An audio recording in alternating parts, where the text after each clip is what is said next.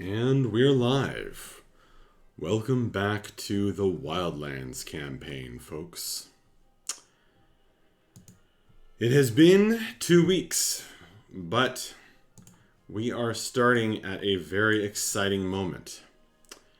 Last time, you guys, you had made your way to the base of the large stone spire that comprises White Ridge Tower. You dealt with some challenges from the knights, the Aarakocra knights, the Swordwings. You dealt with a ghost. You dealt with you found some treasure. And I think somebody leveled up, didn't they? Yep, Vapos is level 12.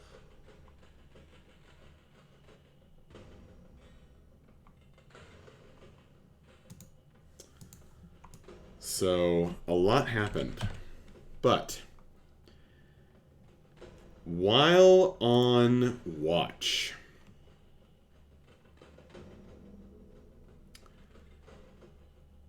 Akiri spotted a figure, the last watch of the night, just before dawn. Akiri spotted a figure coming up the mountain. Hey, Ethan Hans. Says, hey, dude, hope you guys have fun. I can't sleep. And Taladar resubscribed saying, did you guys hear about the magic skillet? It's made of cast iron. Which is really dumb and funny. You saw a hooded figure, Akiri, coming up the mountain. And flying down, you realized that it was the hooded figure of Alarka, the peacock Aarakocra, whom you have seen in various visions and dreams since the very beginning of this campaign. And you spoke to her. And she seemed very glad to see you. She actually drew back her hood. Was there anything else that stood out to you about that brief interaction, Akiri? You mean aside from how it ended, right? Yeah. No, I think that's about it. Okay. Well, she drew back her hood and she looked at the stars, which had not yet vanished since as the sun is coming up. And when she did so, the ground rumbled.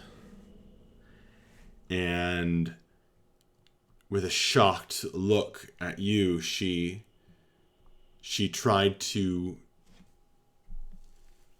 take flight, but here on the switchback pathways up White Ridge Mountain,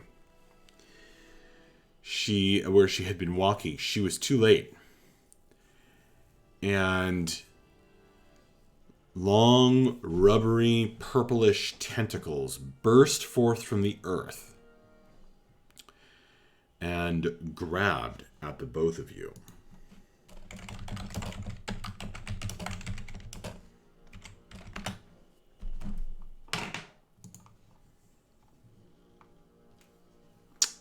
So,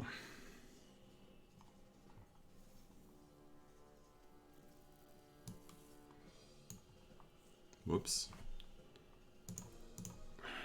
Why is it doing this to me?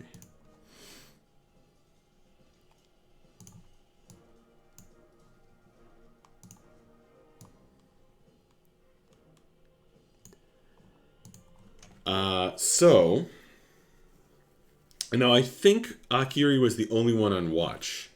But correct me if anyone has notated it differently. No, it's just. Yeah, that's what I remember as well. It is at the tail end of the watches of the night, though. So, you'll be more likely to awaken from slumber, which is probably good, as the great bard of astrology lets out a piercing cry.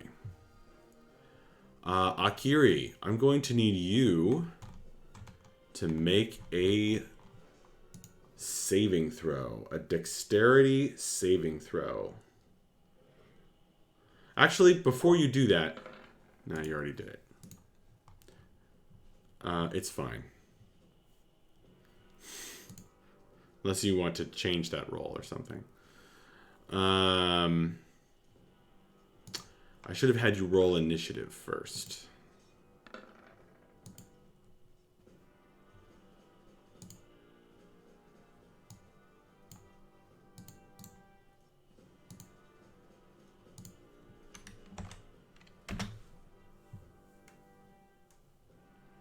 Would you roll initiative for me?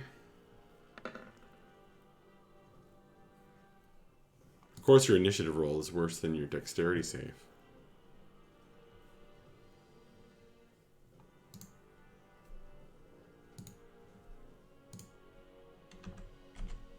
Okay. So, Akiri. Boom, boom, boom. Erupting forth from the ground, growing from the pathway, these purple tentacles come forth. And that is swiftly followed by these holes that blow out of the earth, opening these tunnels. And forth from that come some figures.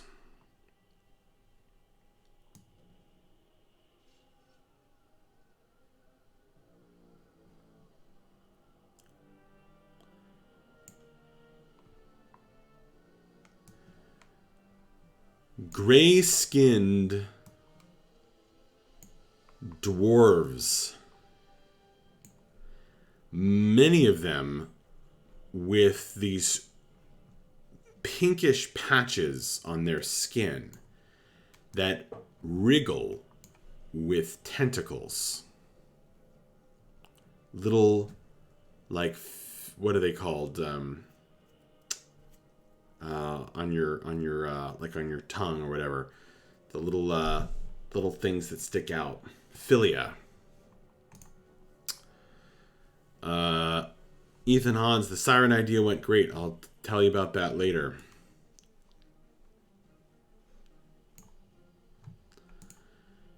And then this tall, 10-foot tall figure with armor made of stone and a kind of a club and bracelet, also of earth, erupts out of the ground over there. And then Akiri, with a loud thunderclap of sound, of rock breaking open, out comes a real giant. Boom! Carrying a club.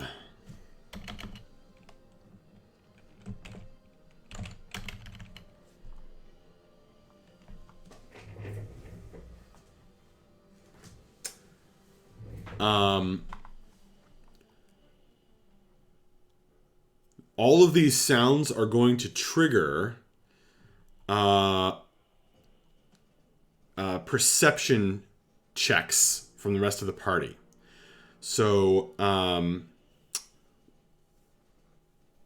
the rest of the party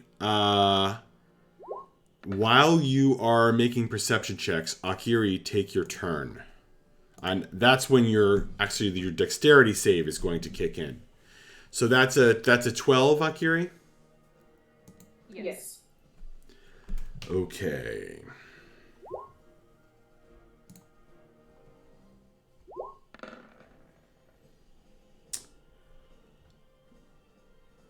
Vapo's just got back to sleep.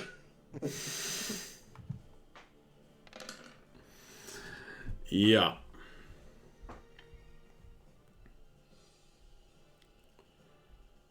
That sucks.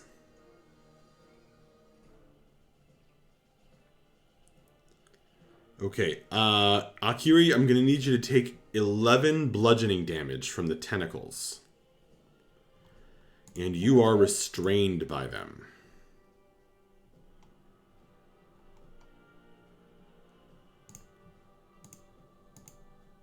Okay, but you may take your turn.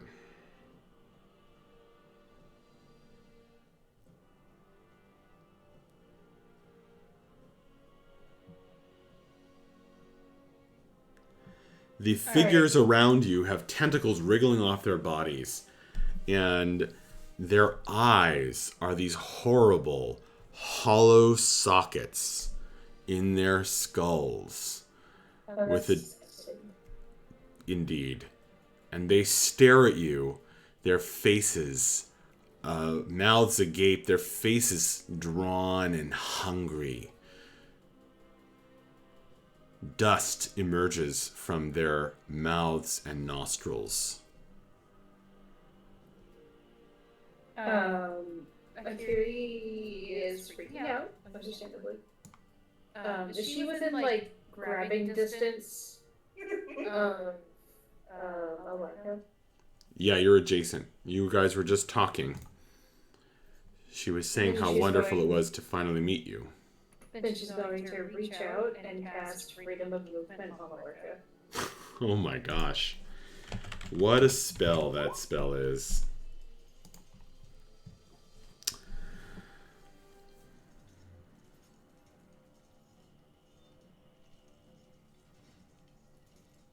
Amazing.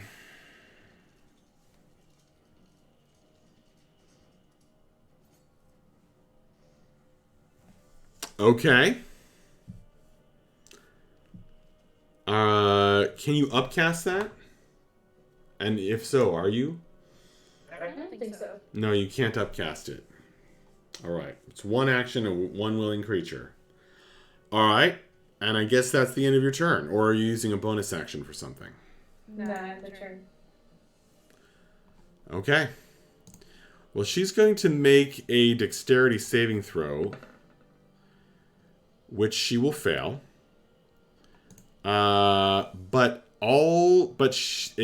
much as the tentacles try to grab onto her, it's not going to work. Oh my gosh, she will take 17 points of damage, though. So that's pretty brutal.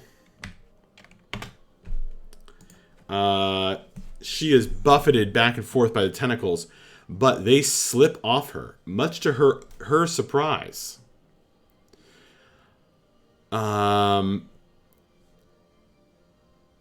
She is going to say, all this time, one slip up. I looked at the stars. They were ready. They were already here. She's going to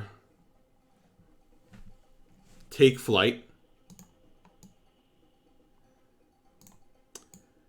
She's going to fly up there, and she's going to cast a spell on herself. She says, I will not abandon you.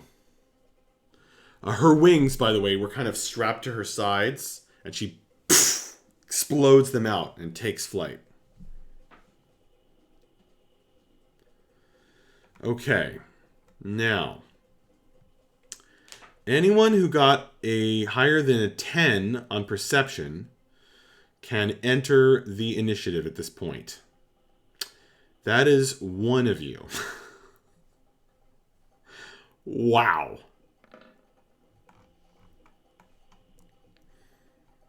All right. You forgot to click on yourself, but that's okay. Oh, that's because I didn't put you on the map. Okay. So there was no way to add yourself to the map anyway. So, Mavra, you are off the map, up on top of the mountain at a campsite. You awaken in your tent to the sounds of battle, the thunderclap of stone and the shrieking of Aarakocra in pain. So you are now in the initiative. As soon as I can add a turn... Why isn't it letting me add... There we go. It's off the map. There we go. Okay, so you have a 14. Yes.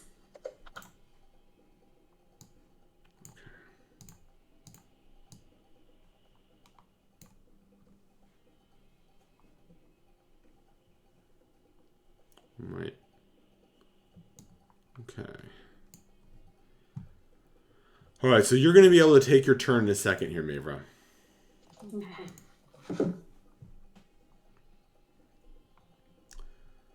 All right.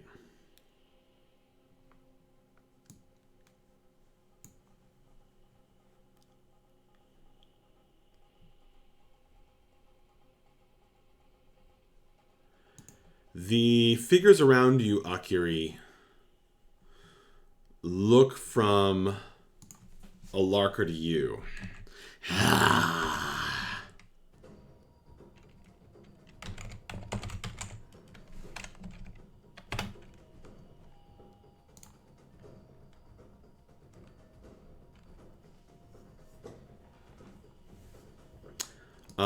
This guy is going to look up, and he is kind of chanting something, and he seems to be keeping his some attention focused on you and these tentacles. And he's going to reach up, and he's going to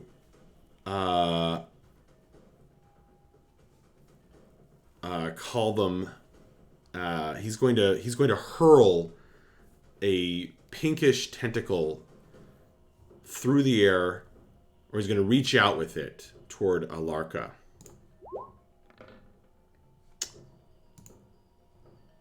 But he will fail his wisdom saving throw against her sanctuary spell. So he's targeting you instead. Thanks, Alarka.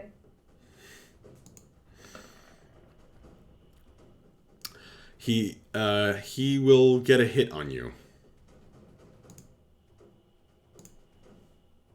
Do you want to try to shield spell? He rolled a natural 19. No. Okay. Yeah. Alright, so you're going to take some necrotic and some bludgeoning damage.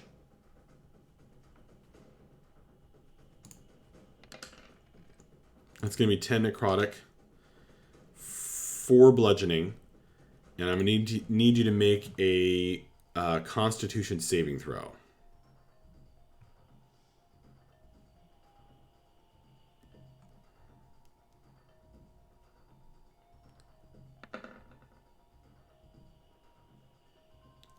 Man, you aren't making good rolls tonight. No. Akiri really isn't. Okay. How much was it? It was 10 necrotic, 4 bludgeoning, so 14. And you feel this creeping sickness coming over your skin. This giant is going to go boom, boom, boom, boom up the mountain. And he's going to reach for Alarka.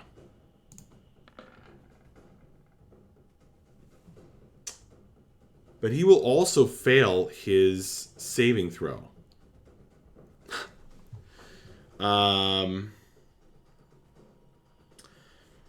And as he reaches forth, he suddenly jerks his hand back and then looks at his own hand in confusion. And this giant that appears to be made of stone lets out a roar. Ah! Magic of the drunken god! And he kind of claws at himself. And something seems to writhe under his stony skin. Akiri, some of these dark-skinned, tentacle-ridden, and disease-ridden dwarves, some of them are climbing around, some of them are getting closer to you, and one of them is going to shoot you. With advantage, because you are restrained. I think. Yep, restraint gives advantage on attacks. Yeah. They used to, in the olden days, there's a version of this spell that used to block line of sight, but I don't think they do that now. So he is getting a 20 to hit. Me? Yeah. Yeah, I'll build. Alright, you'll shield spell at this point with your reaction. Mm-hmm. Okay. He is actually able to shoot you again with his crossbow. It's going to miss also because of the shield spell. So, the bolts fly wide, and the dark dwarf sucks his teeth. Alarka screams out, "Help! Help! For Jurk's sake, help!" Mavra, you are in the camp. You are hearing these sounds. It would this combat is happening about 65 feet worth of movement down below you of path. Your companions are some of them are stirring, but they're not necessarily asleep. Akiri's not there. What do you want to do, Mavra? I want to yell, get up, and then grab my, grab Dragon's Bite and run down. Okay. So we are going to... Are you dashing? Yes. Okay. So how much speed does that give you? Clicking my boots, that would give me 100. Oh. Well, if you're clicking your boots, then you probably don't need to dash. How much speed do you have normally? It would only get me 50. Ah, I see. Yeah. Okay, so you appear here at the top of the map.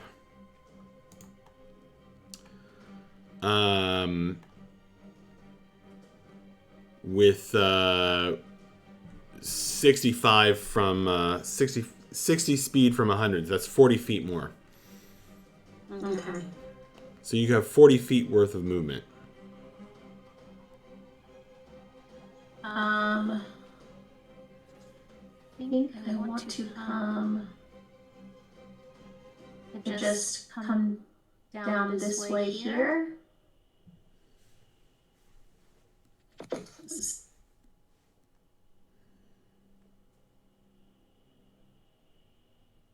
Yeah, that would get me about there, I think.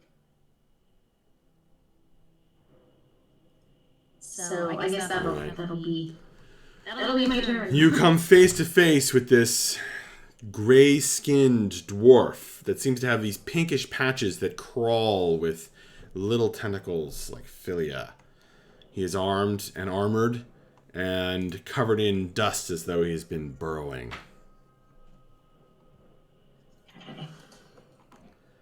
And he looks at you and at Alarka, or you don't know that it's Alarka, I suppose, although you might figure it out from context.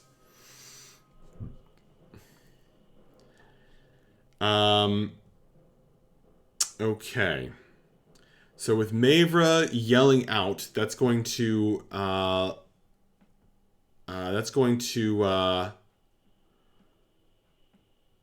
give you the rest of you another chance to roll initiative in a minute. So why don't you go ahead and roll your initiatives while I take Akiri's turn. So Akiri, you're going to immediately take 3d6 bludgeoning. That's going to be 12. What do you want to do, Akiri? Alright, so 12 more damage? Yeah.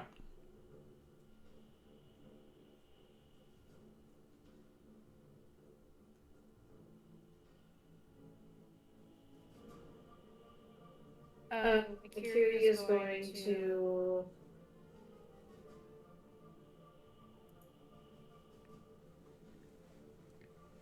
It should be... Akiri's going to cast Freedom of Movement on herself. Nice.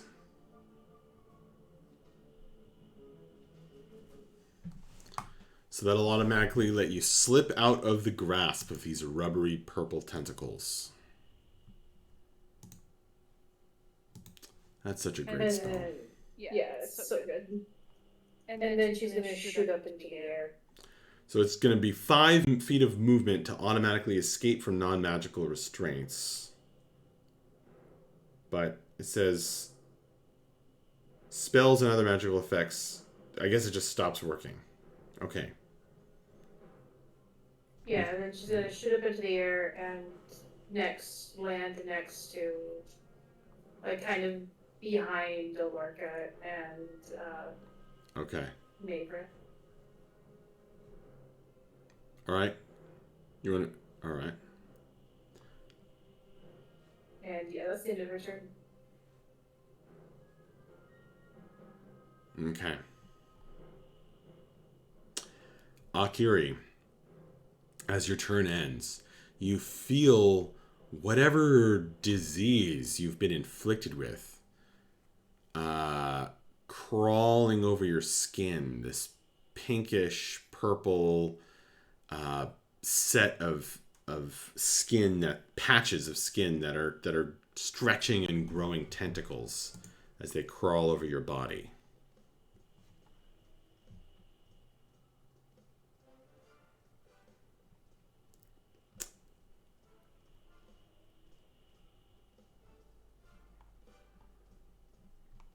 And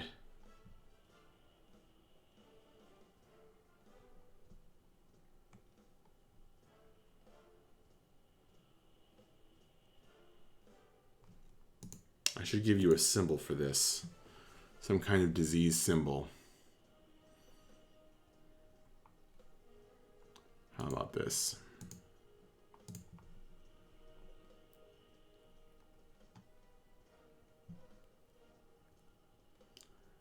Okay.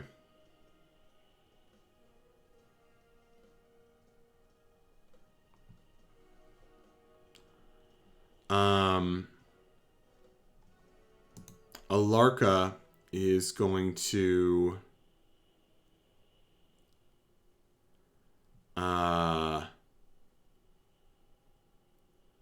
she wants to get out of there in case the giant and the dwarf want to try something. So she's actually going to say, is this one with you? She's looking at Mavra. Of course the dwarf would wake up. Akiri's going to give a tired nod. Okay.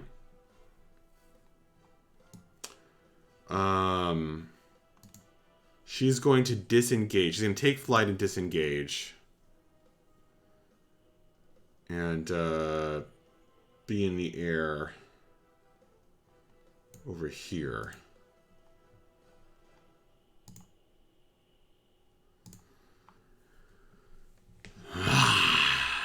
They follow her with their hollow socketed eyes. Okay. So we have Vapos.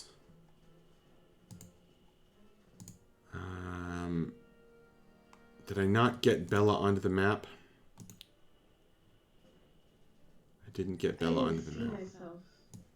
Okay. That's my bad there.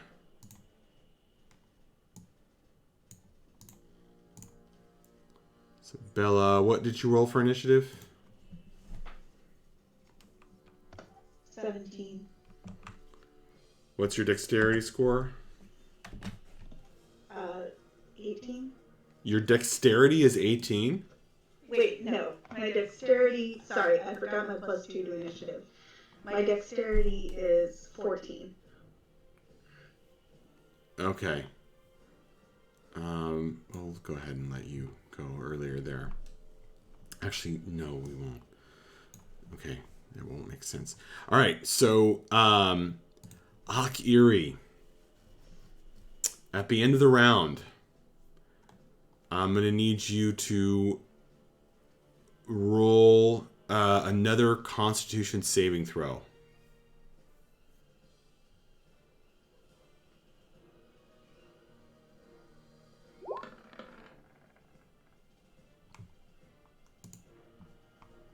That's good. Okay. Akiri, you feel something trying to burst out of your skin. But you hold it in. Somehow, some way.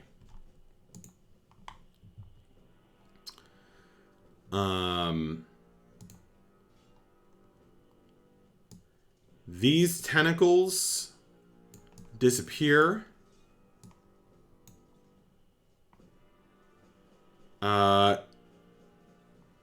Actually, no, they don't. They are still there. Bref's turn. So, Bref, you wake up in your tent. You just heard Mavra yell. You heard her leave the camp. You hear the sounds of fighting and of your friends about 60 feet of movement down the mountain. Okay, 60 feet. Then I will have to dash. Okay. 60, and then I would still have another 20 feet of movement. Yeah, okay. I'm going to end up right here. All right. And then I will bonus action go into a rage. Which will activate my lightning aura. And I'm going to zap this guy Oh, nice. as that comes active. For 4 points of damage, lightning damage. You got it. And I will end my turn.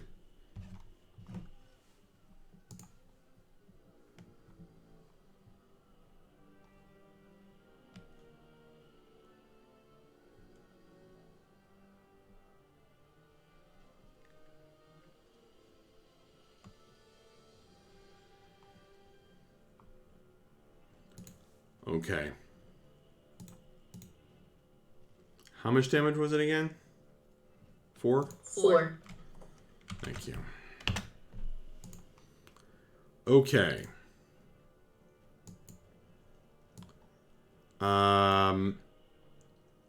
Actually, those are still there. This guy is going to look up toward you folks up here. He's going to raise his staff. And he's going to speak some... Actually, no, wait. He's not going after you. He's going after Alarka. He's going to speak some words. And tentacles burst forth from the earth. A morass of them. Raging and reaching toward her, and she screams.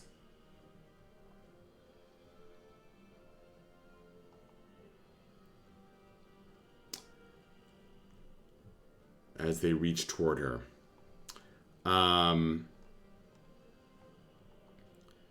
She'll make a save on her turn.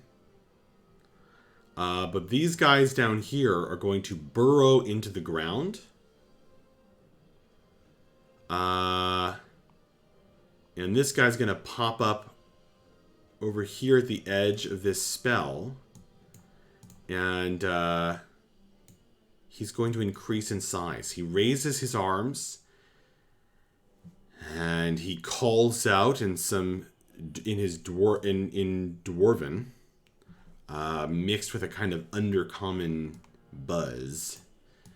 And now he's going to be large-sized. So now those hollow sockets in his face are even more disturbing.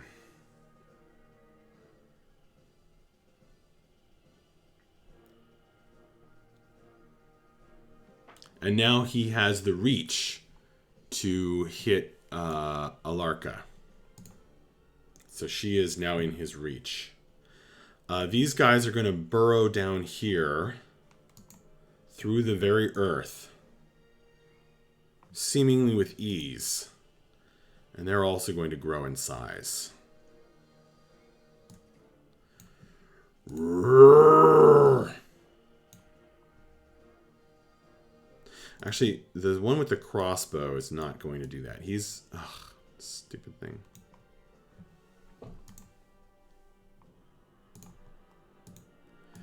He is going to stay where he is, and he's going to shoot a couple of... He's going to crack off a couple of bolts at Bref. Bref's AC is now 18, so those are both going to miss him. This guy next to you, Mavra, is going to... The tentacles in his pinkish patches of his skin are going to reach down to the ground and grab, like, burrow into the earth, and he's going to sink into the ground before your very eyes. Come back up here. Very disturbing. This giant is going to take the opportunity to lay about him with his club. And he says, "Your lives are forfeit."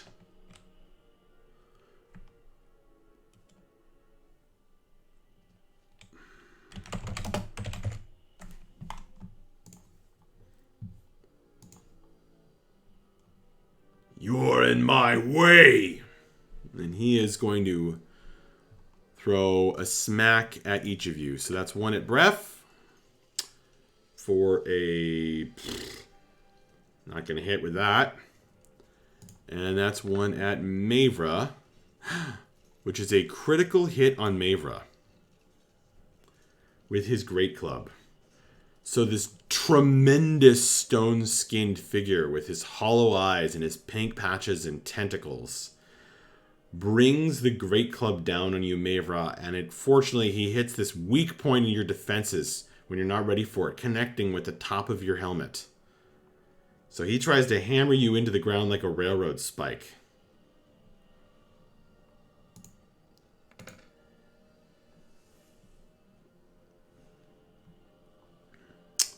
That is going to be 29 bludgeoning damage.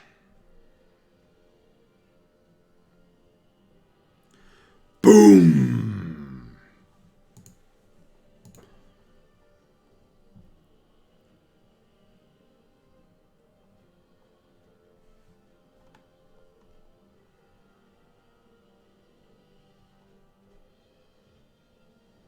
And that is going to bring us to Bella's turn. Alright. I'm going to run 30 feet forward. So as far as I can tell, that means I'm still about 30 feet off the edge of the map, right? Right. With your view is unfortunately going to be obscured somewhat of the battle because of the switchbacks and the rocks. Can I see the enormous giant at all? Yes, you'd be able to see the giant. Alright. I'm going to cast a spell. Okay. So we're going to put you on the map just so that we know approximately where you are. You're up here somewhere. Okay. I'm going to cast Hold Monster on the giant. So please make a wisdom saving throw.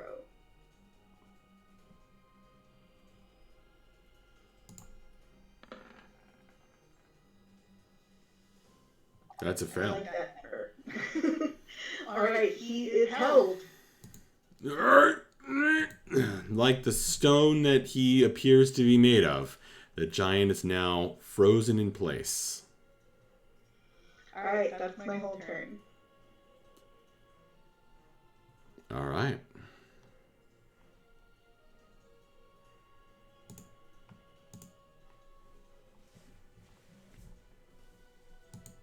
Mavra, there's a held giant that just hammered you in front of you. Okay, I'm wondering what would be the situation to get down, toward the giant dwarf,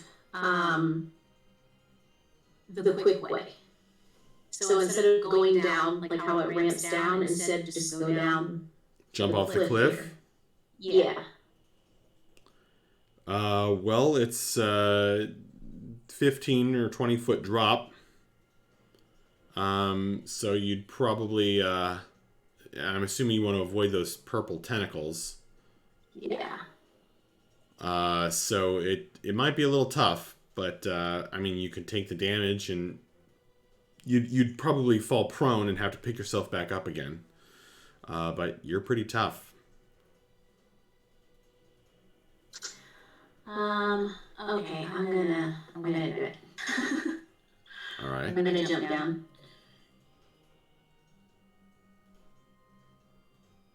All right. Well, the giant can't make an attack of opportunity because he is held. That's All what right. I was hoping for. All right, Bammo. So go ahead and so you're gonna fall prone. So then that'll stop your movement, and then it's gonna cost half to stand back up again.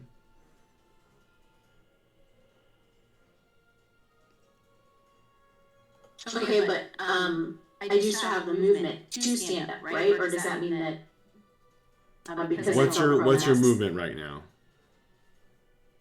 Well, if that was 15 feet, I think that would have been about 30. So my movement is 50. Okay, so you wouldn't have the movement remaining to stand up unless you Okay, it's half. Okay, unless you dash. Gotcha. All right. I guess that'll be it then. So you're just gonna lie on the ground like, ouch. Wait, would it take 30 feet of your movement if you're falling? Or would it? Oh, I don't know. Yeah, that still counts against you. Okay, then yeah. Throwing yourself off the cliff is not normally a combat move.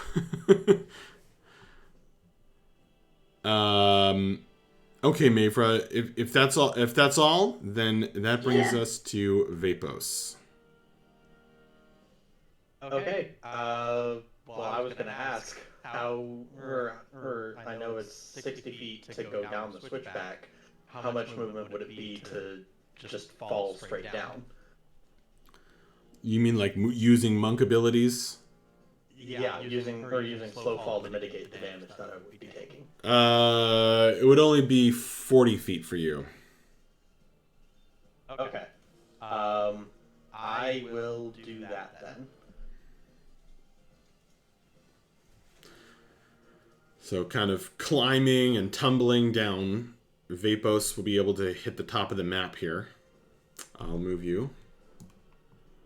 There you go. Alright. And yeah, using slow fall to reduce my fall damage by 60.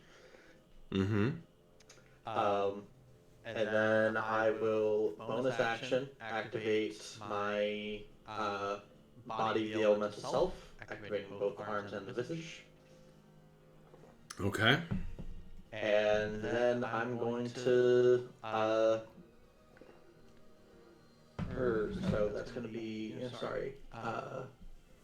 first a dexterity save against the giant for 12 force damage. Oh, you mean the giant Which makes a actually I think he dexterity? automatically fails because he's paralyzed. Yeah, he's paralyzed, so he automatically fails that. So ignore that roll. Okay. So yeah, that's 12 force damage. Okay. And then I'm going to attack him. I'm just going to attack him twice. So, first attack is going to be for 15 force damage. And Yep. second attack is going to be for 13 force damage. Plus 1d8, sorry. That hold monster. Yeah. Bam. Sorry, one more point of force damage, so a total of 29 there. All right. From his attacks. He gets beat to hell. And then I'll spend 10 more feet of movement just to move down over here. Okay. Now, when you punch him, his skin feels kind of like stone, but also kind of like flesh. But anytime in the course of attacking him that one of your strikes hits a patch of pinkish, purplish skin, it erupts out with these tentacles that lash out. These kind of squirts of tentacle and ooze. Pus is the word I was looking for. Not the word you probably wanted to hear. Not particularly, no. All right. So I'm going to need you to make a Constitution saving throw when that is done. That's an 18. Okay. You are just barely going to not catch this. And the squirts, by the way, will travel up your elemental arms. So it works against creatures with reach. Okay.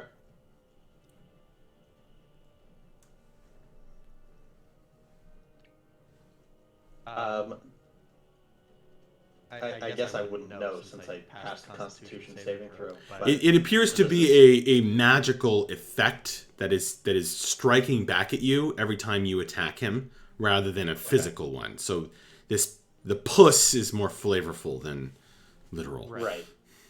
Yeah, makes sense. I wasn't sure because I have purity of body that makes me immune to disease and poison. Oh, well, yes, there is I that. don't know if that would have affected me. Didn't we come up with a house rule to replace that? I think we talked about one, but we never actually did. Oh, okay. Well, we almost came up with something more interesting. Yeah. We decided on just the It's coming in handy right now, though. DM ones. Yeah, for sure. Yeah, I think it was just we decided on using all of Think DM's rules. Yeah, Changes. that's right. We're using the Think DM variant of Monk. Okay. Was that it, Vapos? Yeah, that's my turn. Yes. Ak Eerie.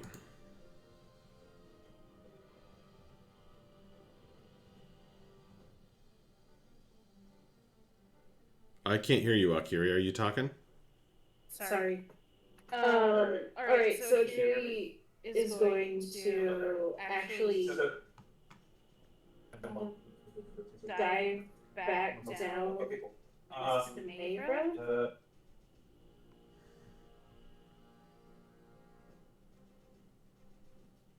Are you asking me or telling me? Telling and also thinking of. Okay. And Akira, I had this happen at the end of the round before, but I think that I'm going to change my rule here and make it at the end of each of your turns is when I'm going to have you save against the disease effect. Because otherwise it's going to be too confusing. Alright, she's gonna go next to me. Okay. Mavra, your curly feathered compatriot has joined you. Mavra is prone on the ground, having fallen to her knees after dropping down the cliff.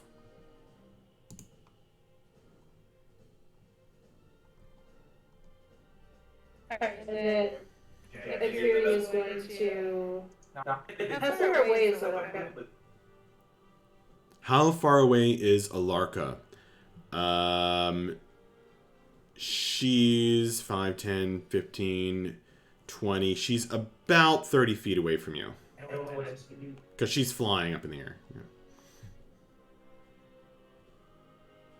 About to try to avoid being grabbed by the tentacles.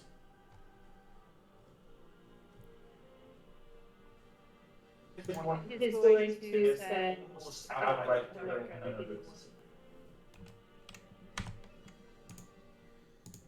Okay.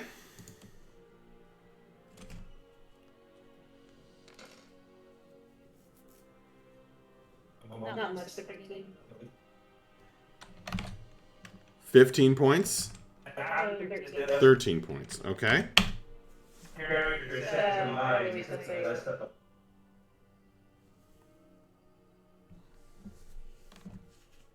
You know what? It's gonna Sacred Flame back to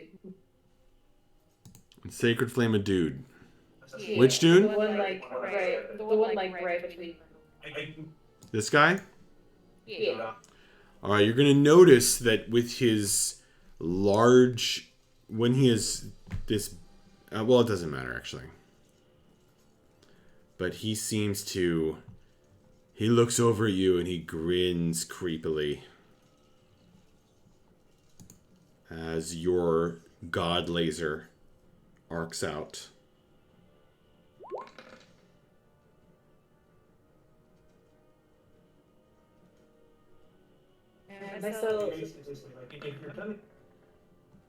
So it's a dexterity save. Yes. I guess he's going to fail with an 11. He takes 18 radiant. Nice. And then that's the end of your turn.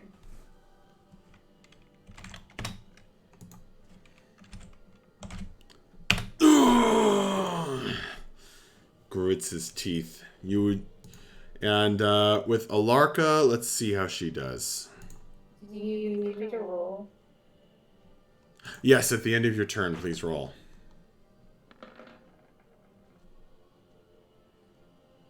Okay. Akira, you can't resist it anymore. From underneath your feathers, your skin erupts. And some kind of horrible magic comes forth. Tentacles burst forth from your skin and take root in the ground.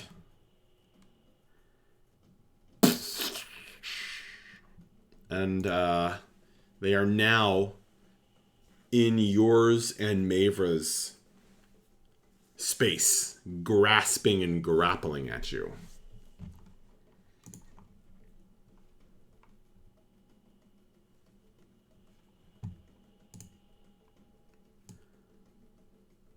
It's actually supposed to be 15 feet across. Okay. Sorry.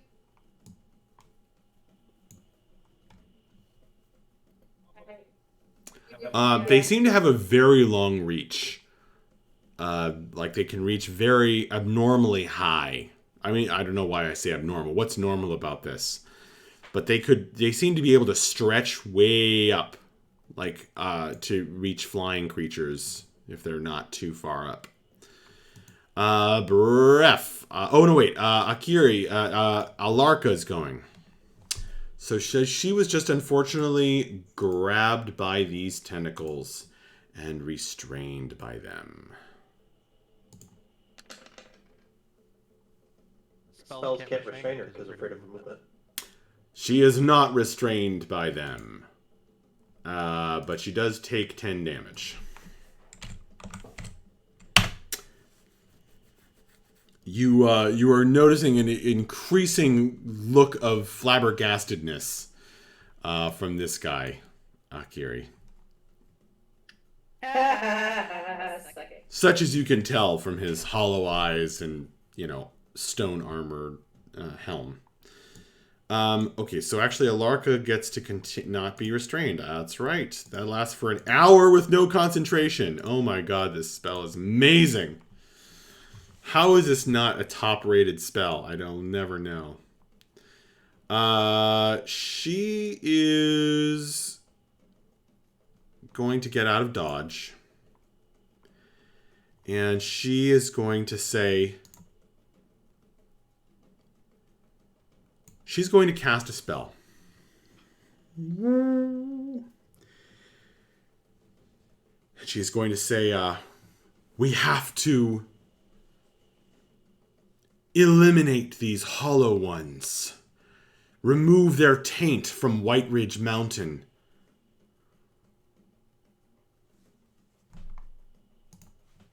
And she is, by the way, healing herself.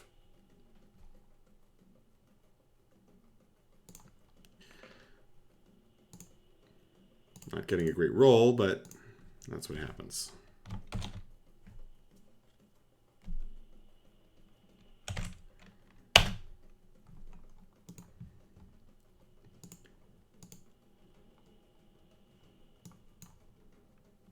So she is also going to be flying higher to try to avoid more tentacles from the ground. Beref's turn. But she seems... Well, I just want to mention... Alarka seems hesitant. She seems to like she's not flying too high. Like she's afraid to fly too high. Believe in yourself, Alarka. Really let it go. You can fly as high as your dreams will take you. Anyway, why not strike when the iron's hot, or in this case, completely immobilized? I'm going to lay into this frozen giant here. Yeah, he is held by Bella's spell. Oh, man. So you have advantage to attack him since he's immobilized. So it's an 18 and a critical hit. Yeah. Let's get all the damage. Let's see.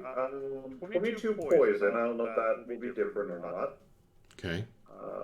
And then 16, 19, 25, 36 slashing damage.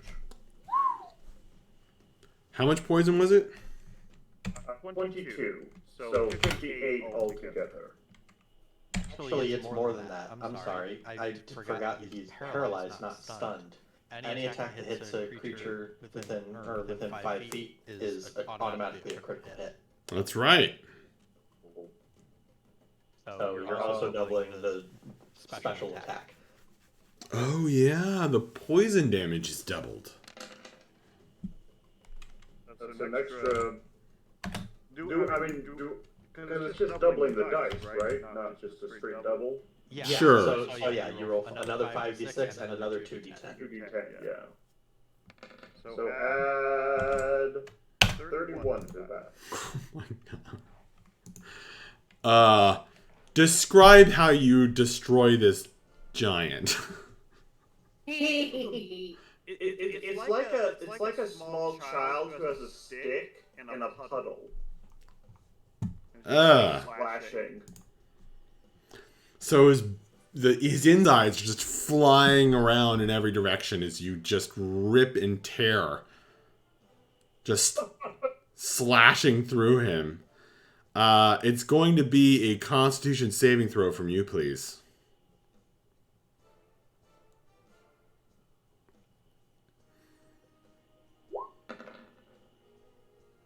That's a 21. No. You have a plus 12? Yep, God. my con and the Cloak of Resistance. Ah. And proficiency in con saves. Yes. Nice. Okay, so you were going to resist whatever that effect was going to be. And he starts to crumble into dust. Into sand, actually. Obsidian sand. It's horrible to witness. Oh, I'm going to use the rest of my movement Yeah. to go here and bonus action lightning strike this little dude for 6 lightning damage. And that will be my turn. This guy again. He's just gotten lightninged multiple times. He's not too pleased about it either.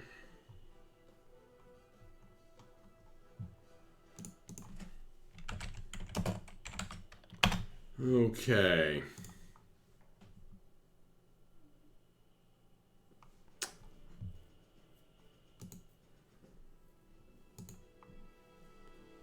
This spell will wink out. Actually, I shouldn't have done that. Hang on. Ugh.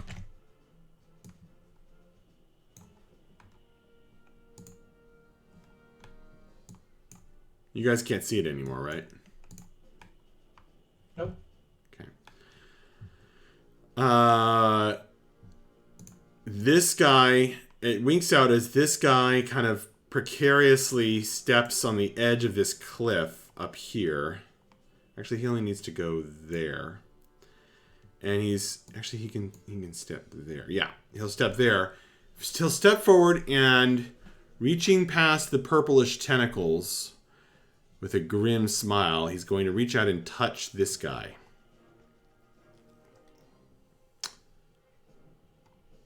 And this guy is going to sprout tentacular wings.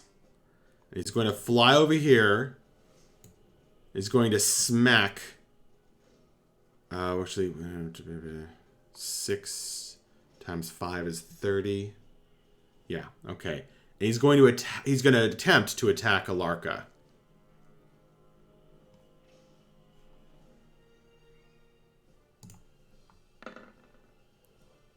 Oh, that fortunately was not his attack. That was his wisdom saving throw to attack her.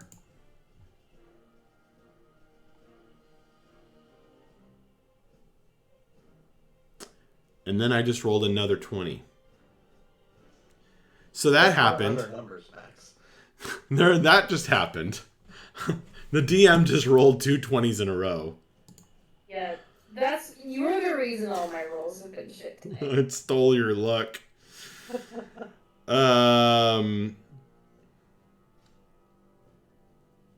he swings out with that hammer.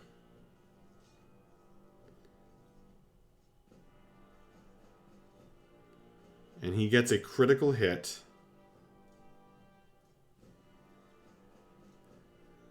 And he's enlarged. And he's got a whole lot of horrible stuff going on.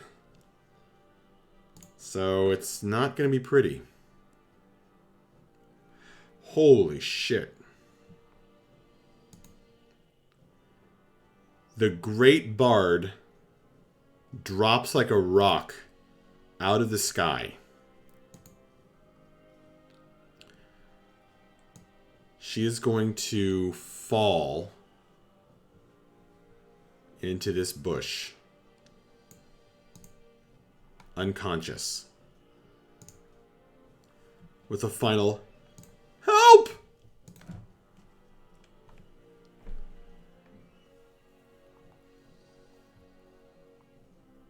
And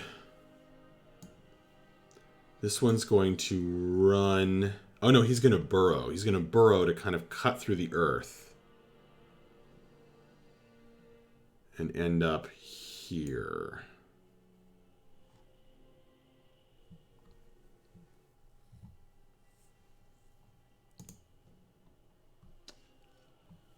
there's a rumble of thunder from the heavens this time as the swirling clouds around the spire swirl faster. This guy is going to trigger his enlarged size. And he's going to fire off... Oh, no, then he can't fire off any bolts. That's why I wasn't enlarging him, actually. It's because he kept wanting to shoot. He's actually going to shoot some bolts at Bref, who has appeared and actually just slashed, just tunneled through that held giant. He's going to shoot at you, Bref.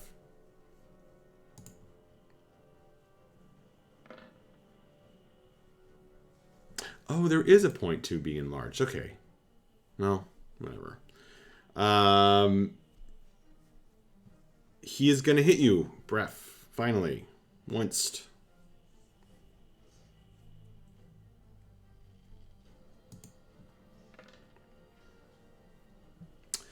Bref, take 7 points of damage and make a Constitution saving throw.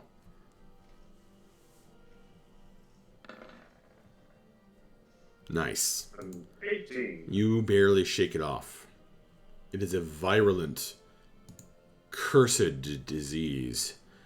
My poor bird can attest to. This guy's going to grow next to you.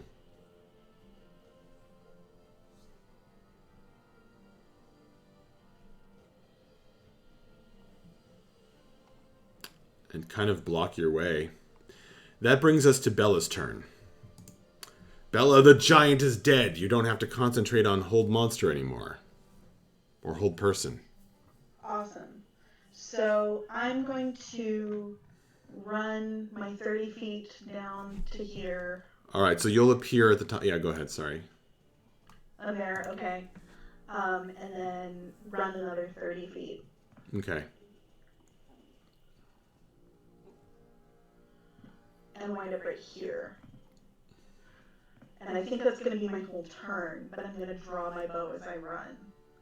So that I'm ready to start raining arrows down on these people. Mavra's turn. You are ready. Mavra has stepped away for a bit.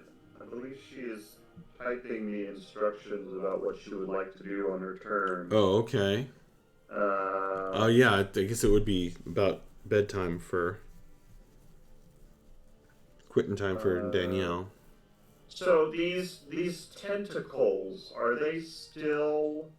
Oh, Mavra's going to have to make a dexterity saving throw at the start of her turn. Okay.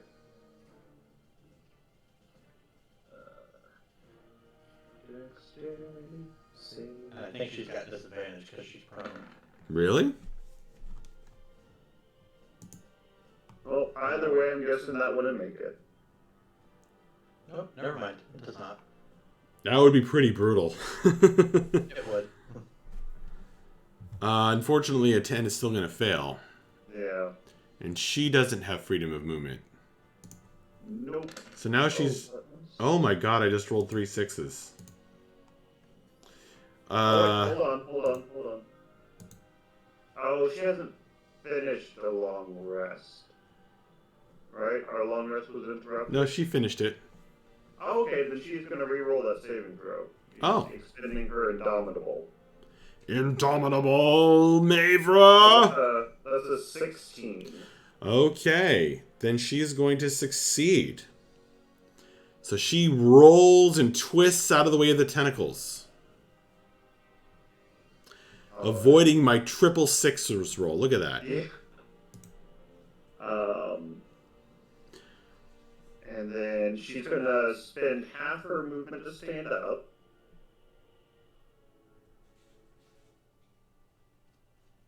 Wait, hold on. Check freedom of movement real quick. What? I think I gave Mavra. No, I didn't. No, you cast it on yourself and on... we should have put icons on you guys. Yeah. So you get the boot. You get the boot. Freedom! So is she at this point restrained by the tentacles? Or No, she made her save. So Okay. that they are difficult terrain, however. Okay, So with the rest of her movement, she's going to step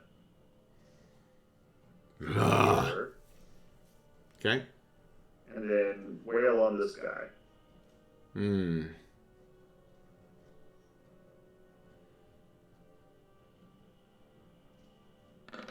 A 1, and a 2, and a 3.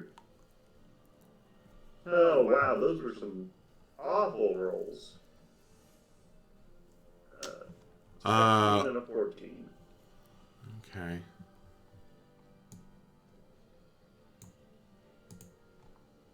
All right. Well, those are all misses. Yep. Your highest roll is a natural 4. Yep. Okay. You know what? She Why needs not? inspiration. Yeah. Well, I don't know if she has inspiration at the moment. Well, I don't think that Bella's had the chance to give it to her since you just woke up. It only lasts 10 minutes. She's going to use her action surge and strike again. Because she really doesn't like these guys.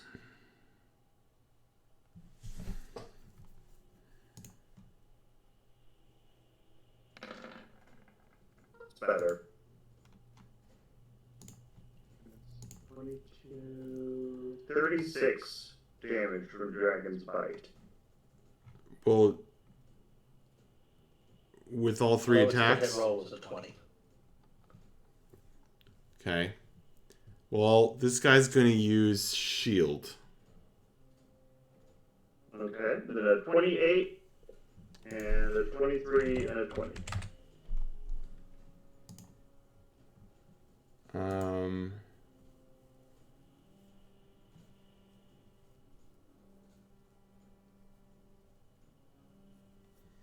Okay. All right, so she's still going to get her first 2 attacks through.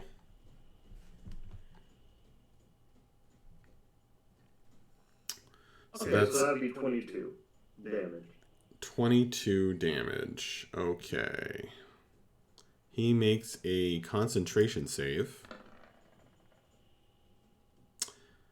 And he succeeds.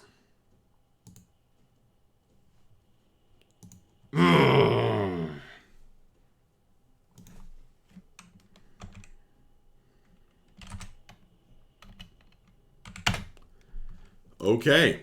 That was a pretty effective thing to do. That will be it for her turn. And, are you heading to bed? I want to say goodnight real quick. But, like, to the audience now. Good night. Good night, Mavra. Thanks for playing. We appreciate you. Vapos. Alright, Vapos is going to use Step of the Wind to give himself the ability to dash as a bonus action. And he's going to run, basically trying to avoid the tentacle areas, but end up right down next to Alarka. What? Really? 100 feet of movement with dash, and can walk right down the. So even counting, even counting the downward movement of each and across and horizontal, vertical and horizontal movement separately. Yep. Wow. That's amazing. But yeah, that's pretty far. Yeah, and then I'm going to, with my action, I'm going to feed her. It's not much, but I've got a potion of healing. Okay. So I'm going to give it to her, and she gets 8 points of healing. You notice this guy was like fingering a tentacle in his belt. And that's like like an amber colored tentacle that his face just goes, his mouth goes open, his eye sockets widen as suddenly whoosh, this watery figure just runs into his face. And It's like sliding to a stop on top. yeah. Yep. And yes, that will do it. All right, and that's my turn. So now she has 8 health. She is conscious, and she still has freedom of movement. She looks up at you and says, she says, the prodigal son.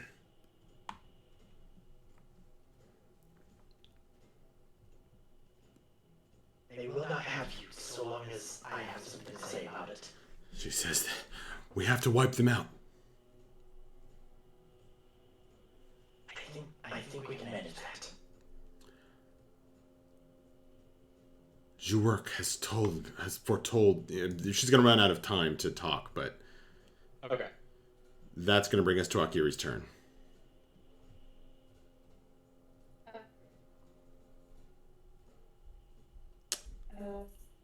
I'm by the way, I'm amazed by that move, Vapos. Nuts. 100 feet of movement, basically ignoring terrain. Well, you can't ignore the tentacles. Did you move between them? I moved between them, yeah. Okay. Wow. All right, go. Sorry, Akiri. I'm just sort of still reeling by high-level monks. That was my movement path. Right. Yeah, with 100 feet, I guess you can do it. An expenditure of key. All right, so what are you doing, Akiri? Kiri is going to... Can she actually get out of these tentacles considering they're hers? She has freedom of movement. Okay. But what did you do last turn? Fail to save. Heal the Lurka, I think. Oh, but you kind of stayed where you were? Mm-hmm. Okay, so you're gonna... No, she moved down there and then heal the Lurka. Okay. Yeah, I don't quite remember how it worked, but I feel like... But I should attack you with the tentacles again. Probably. This would be the first time. Because she failed to Okay. save at the end of her turn. And you didn't do anything with that. Yeah, no, it wouldn't. Okay, so go ahead and make your save to be attacked by these tentacles. Sorry, what? Make a dexterity saving throw. Gotcha. They can't grab you, but they can smack you and try to squeeze you.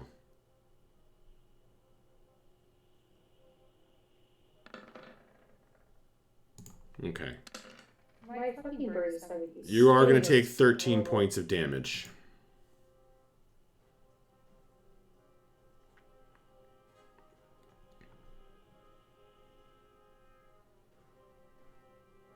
Alrighty.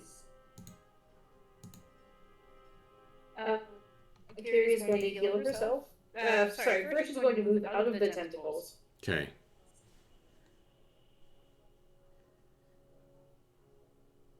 And then she is going to heal herself.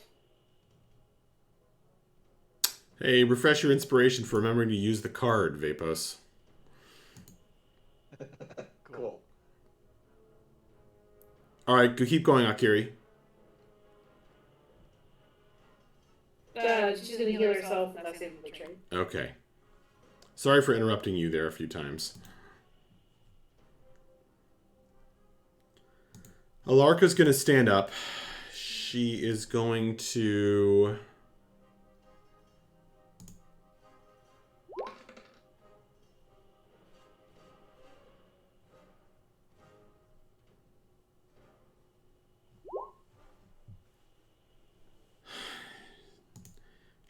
She's kind of in a tight spot, but she's going to we've still got this guy flying up here. She's going to heal herself.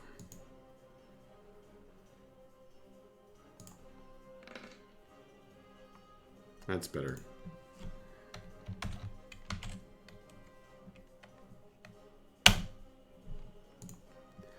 She says, and she stands up and she says, "Thank you for your help, prodigal son. Your work foretold of your coming, as did the frog talker."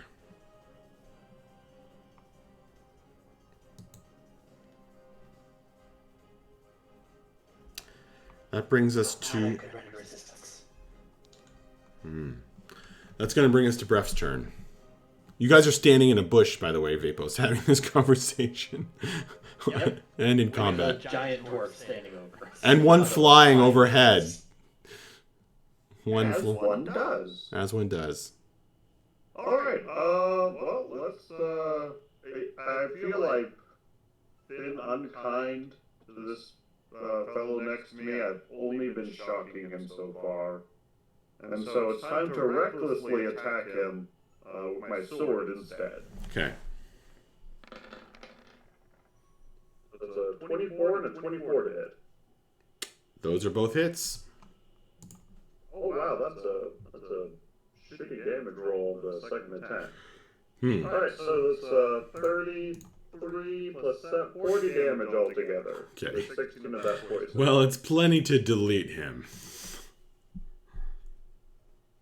You know what? I'm gonna pull a Mabra, and I'm just gonna slide down the cliff here. Okay.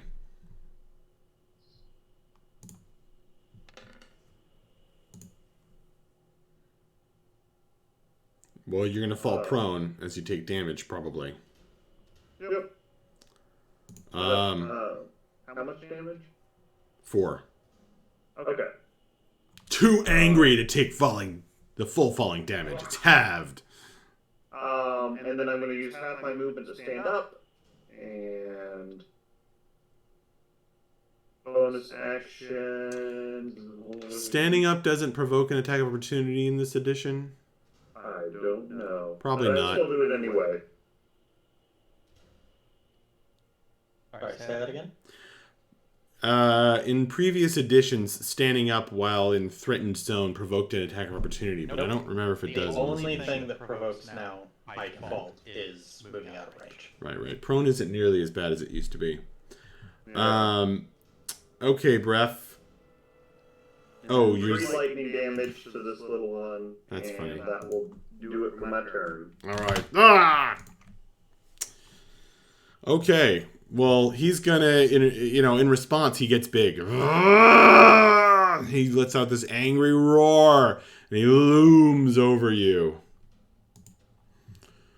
How do you like me now? Not nearly as much as you're gonna like me in a minute. The stony figure next to Mavra shouts out something in Undercommon. No one speaks Undercommon, right? I don't think so. I've got deep speech, but that's it. Okay. Negative. And they are going to reply.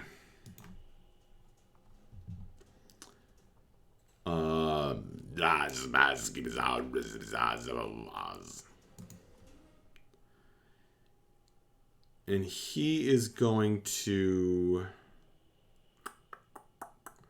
Okay, well, Vapos, they are going to see what you did. They are going to see that she's healing herself. And they're going to try to deal with that by pincering her. So he's landing, no longer flying, but kind of perched on the edge of the cliff. And with a flanking on her, kind of a diagonal flank, they're going to unleash attacks. Oh, wait. First, they have to make a wisdom save. So that's the attack. So if the wisdom succeeds for this guy, that would be bad. Okay.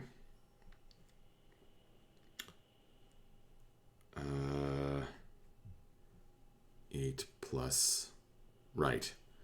So he will actually fail. So he's going to redirect his attack to you, which would not be made with advantage, but my first roll was a crit. So that is a crit against Vapos. Okay. Is how that works out too. So Vapos, you're going to take 25 points of damage. Ow. As he slams down with his giant-sized hammer.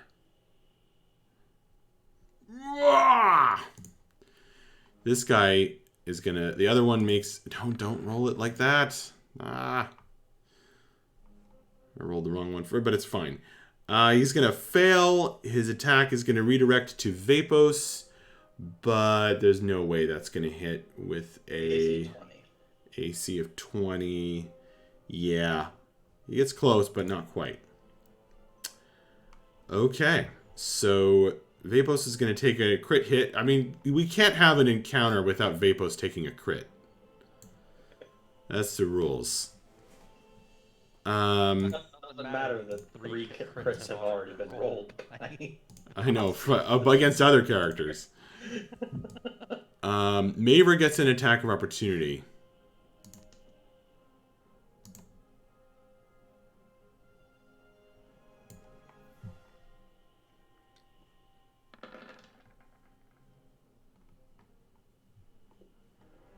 Oh. 14.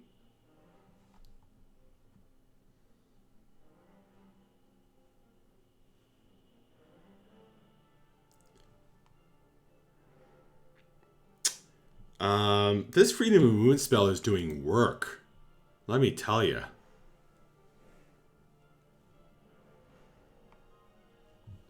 Yeah, there's a reason I cast it.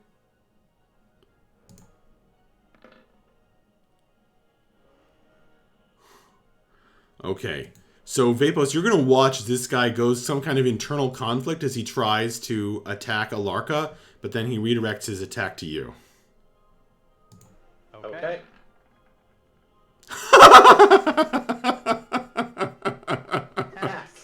Seriously. You guys need one of those clerics who can negate critical hits. Even they can only do it once per turn, Max. I'm like Max, who can't stop fucking rolling 20s. So, Vapos, you can take 11 necrotic, 17 bludgeoning, as you take this weird tentacle rock to the face. And it tears away part of your face and infects you. You need to make a Constitution saving throw. Okay. That's a 22. Nice. Okay, almost everything's dead up there. Oh, this guy. Oh, I already did him. Bella, your turn. All right, let's take a look here. They're so far away. All right, I guess I'm just gonna keep running down that hill. I'm gonna keep running down that hill.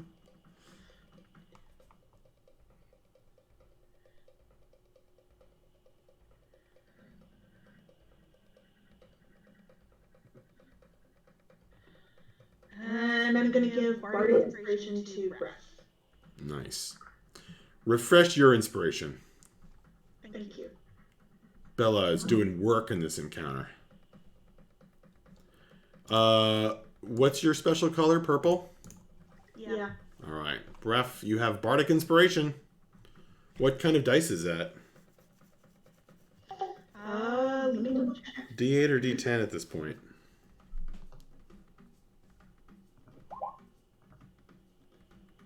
A D10. There you go, Breath. Maver's turn.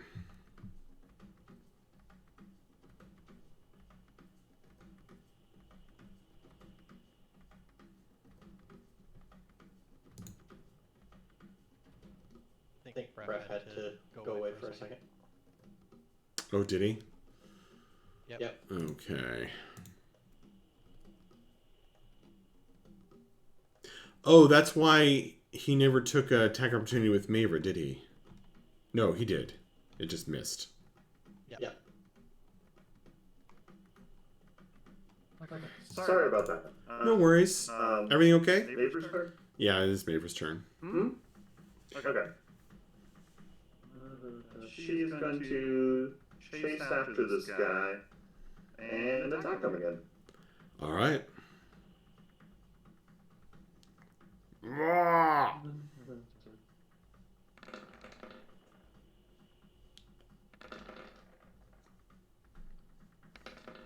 That's two 24s and an 18. Okay. Yeah, he's gonna eat 2 hits there. So 25 damage. Indeed. He's going to take the damage. He has to make 2 concentration saves. It's going to fail. So this guy is no longer floating on the edge of the cliff, Vapos. He has to sort of scramble to stay perched up there. Although he does manage it. This giant stone-armored figure looks at Mavra and he says, in Dwarven, "The dwarves' time is over. Your race is dead, and you are dying. Give up the bard, and you will be spared a little longer." Big words for a dead man. Nice. Vapos' turn. All right. Vapos is going to spend 6 key points to attack 4 times. Starting with the guy that's directly below him. Okay. And he's going to spend a hit die to activate his key straps as well. Okay. So, Wham. first attack is a 28 to hit. Above or below? Below. How much damage? That's going to be 24 force damage. Oh my god. Wham! You dent his armor with your water fist. All right. Attack number 2 is only a 13 to hit. Ooh, okay, that's going to miss either one of them. Yep. Attack number 3 is a 30 to hit. Who is that against?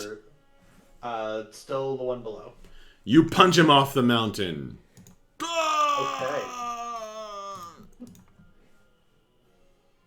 And then one more against the one up above. That is an 18 to hit for another 20 force damage. Okay. Bam! You are going to X him out, and I'm going to need you to make a Constitution saving throw as he erupts with magic pus. 21. All right, good for you.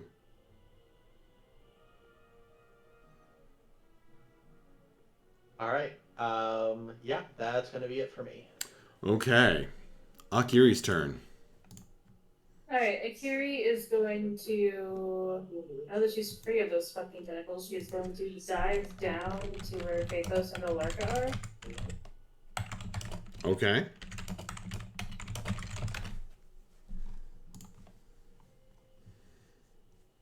And then once down there, she's going to...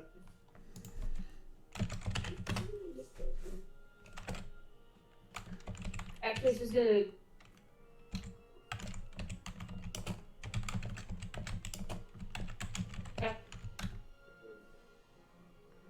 I can't hear you. Sorry, I got distracted by what you're putting in chat. Oh, sorry. I'm having too much fun making up bird noises. She'd actually land up on the other side of Vapos instead of where she is right now. Because I just looked at Vapos' health pool. Mm-hmm. So she's there actually, a retcon her movement. And she's gonna pump healing into Vapus.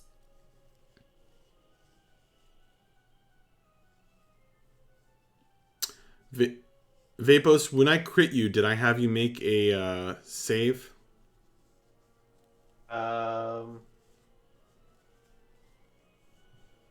All right, it's Yes. in the past. Yes, you did. Okay, good. Okay. You did. All right, good. You just keep passing those con saves, basically. Yep. All right, so you're landing there, Akiri, and healing. 20 points to Vapos. Thank you. Okay.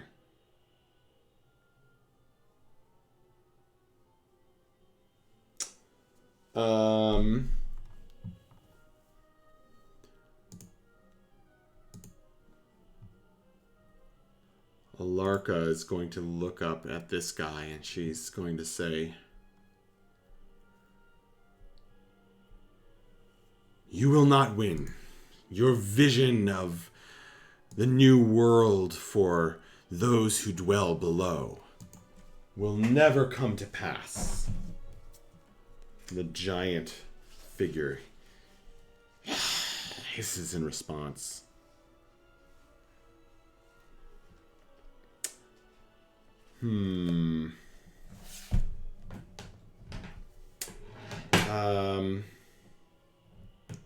She's going to try and hit him with a guiding bolt. You recognize this spell, Akiri. Unfortunately, her guiding bolt is going to miss. It's going to fly off into the night.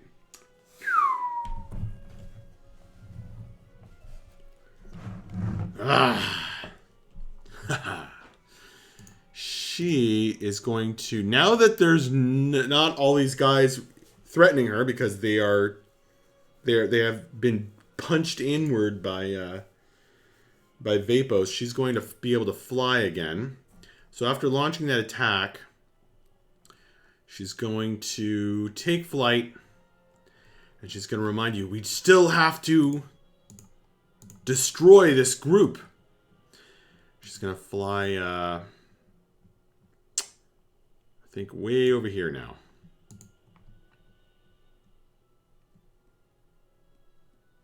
Looking wildly about her.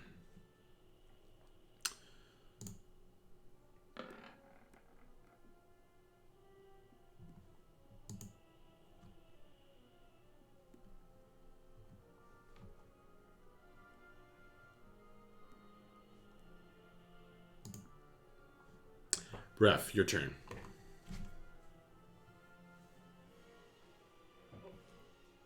Well, I don't want my new dance partner to feel left out, and so I'm going to recklessly start wailing on him. Okay. Oh gosh, that's a 12, but then a 21 to hit. Don't forget your bardic inspiration. Oh right, what is that, Bella?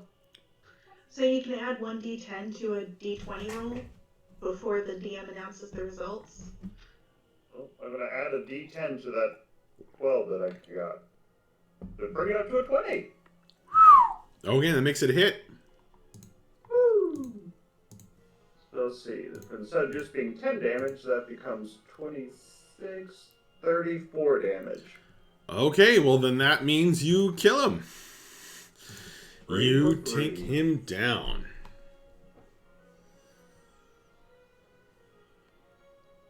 Anything else? I mean, these tentacles are still here, right? Yep. So, you know what? I'm going to, let's see. Oh, I do need you to make a. I need you to make a Constitution save. Oh, don't mind if I do. That's a 28. Okay, you're fine. Is going down these cliffs, like, is that half movement or anything like that? No, it doesn't. It doesn't slow you. It just hurts you, and then if you fall prone, Yeah. which you normally do when you take falling damage. But there's some ledges there, so you might be able to acrobatics your way out of that situation. Okay, well, I want to move down here regardless of how the dice treat me. All right, roll acrobatics. You could kind of stop in the middle. No, I can't. Okay, so you're going to take a tumble. You're going to take some falling damage, and you're going to fall prone at the bottom there. All right. 3 falling damage. I will end my turn. Okay. You got it, buddy. Anything else?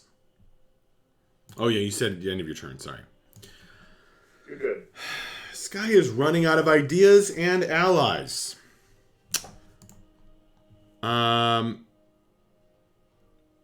But he seems unwilling or unable to stop chasing down the that lady. So he's going to provoke from Maver again.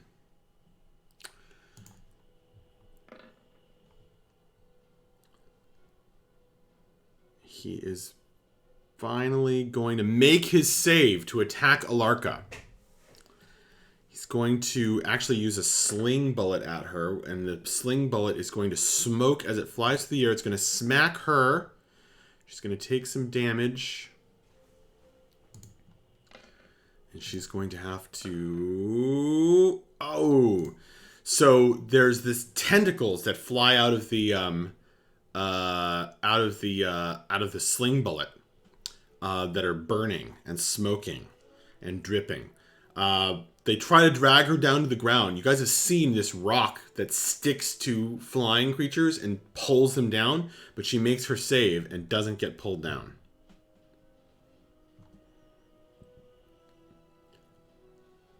Actually, wait. Freedom of movement might actually negate that anyway. God, that spell is amazing. If what it's doing is dropping the flying creature's speed to 0, Yeah. then yeah. Neither reduce the target's speed nor cause the target to be paralyzed or restrained. Wow. Yeah, freedom of movement is one of the best 4th level spells in the game. It's funny, I don't think it gets the credit it deserves. It never has. Freedom of movement was amazing in 3rd edition too, and no one gave it any credit. Because it doesn't do damage. Or help you do damage. I guess. God, that's an amazing spell. Right. Okay. But she made her save. That save but was not just for this effect. It's also against the disease effect. So her 19 there also saved her from that. So that helps.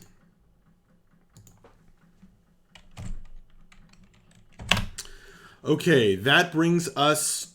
So he is stomping his mighty foot in frustration. That brings us to Bella's turn.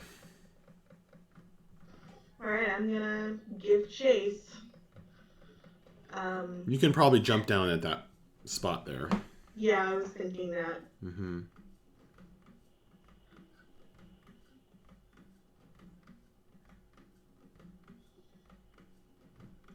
Well, that's a double move, but at least I can see him now. So... You can.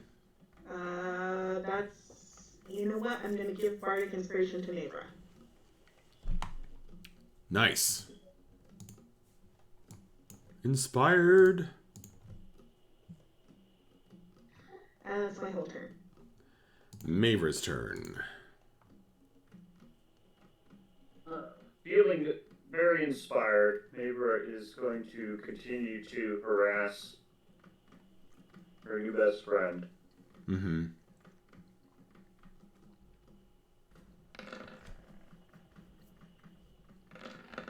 And she's going to bump up that... You know what? I'm going to bump up the 21. Okay. I'm sorry, you just told it to me, Bella. A D10? Yeah, 1d10 to any d20 roll. So that 21 is now a 23. Yeah, that's a hit. I'm guessing the 18 is not. So that'll be 25 damage. Correct. Well, he'll shield against it. Right. 25 damage. How does Maver do this?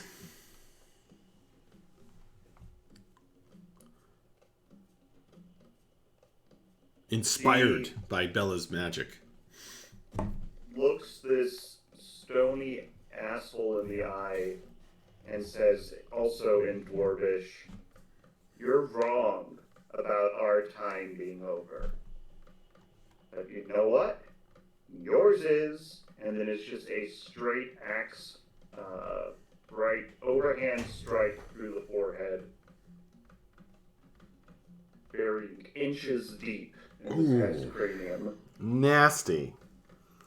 As the axe buries itself inches deep in his cranium, he starts to crumble and crack. And his smile turns to fear and sorrow as he crumples inward, revealing himself to be hollow. And as you guys stand over the bodies of your fallen foes, victory setting in.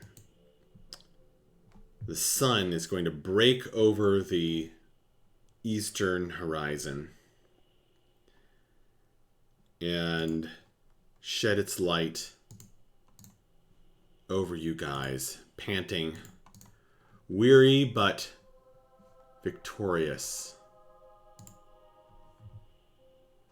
And in that light, the hollow creatures are going to, the dust that they crumbled into is going to blow away, disappearing before the sun. The tentacles are going to stop their wriggling and melt, vanishing like an evil mist before the onslaught. But some taint remains. Certain dark, sludgy shadows on the ground and in cracks in the dirt and rock, as well as the remainders of the collapsed burrow tunnels out of which they emerged.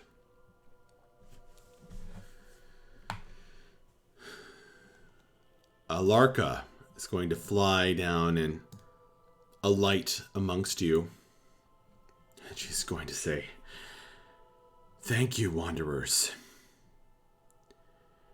Thank you much.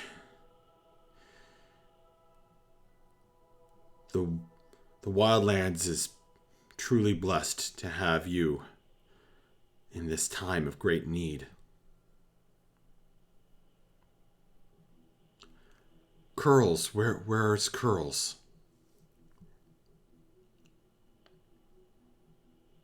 I think I saw her go further down the path. Thank you. Just gonna fly down here. That was well done. Thank you for helping me to escape their clutches. Yuri's gonna look up at her and nod. Is she still covered in that nasty pink shit?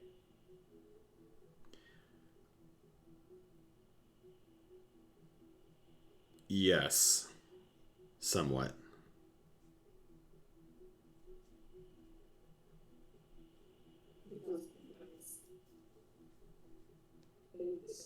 Yeah, you're welcome. Yeah, of course. I'd like to get snagged by him. She says, if only there was some way I could thank you beyond telling you what your next task must be. Honestly, that's pretty good. She looks around at you all. She says, "You may not have realized it, but this was a critical moment. Whether I would be there for the final fight and the shifting of the battlefields. Some goddess outside of the cycle has spoken with you?" The muse. That sounds familiar. Well, I believe the muse has foretold some of the battlefields on which the final battle will be fought. And if I had been taken, things would have been less favorable.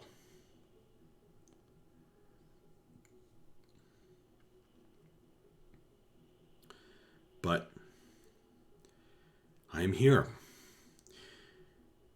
And I will tell the Swordwings to help you all ascend White Ridge Tower. Come, wanderers.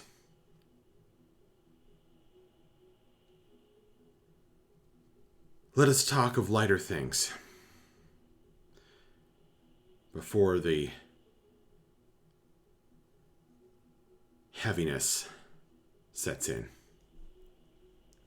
Brushing off the blood and the bits of tentacle, she lands on the path, pulls her hood over her peacock head, and waves you all on upward toward White Ridge Tower.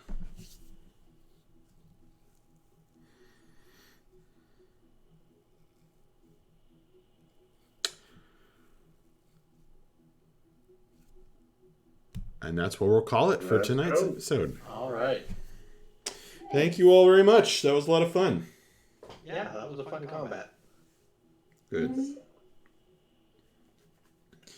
We do have some fun comments. Oh, folks, whoever's watching, this map by the Neutral Party Patreon.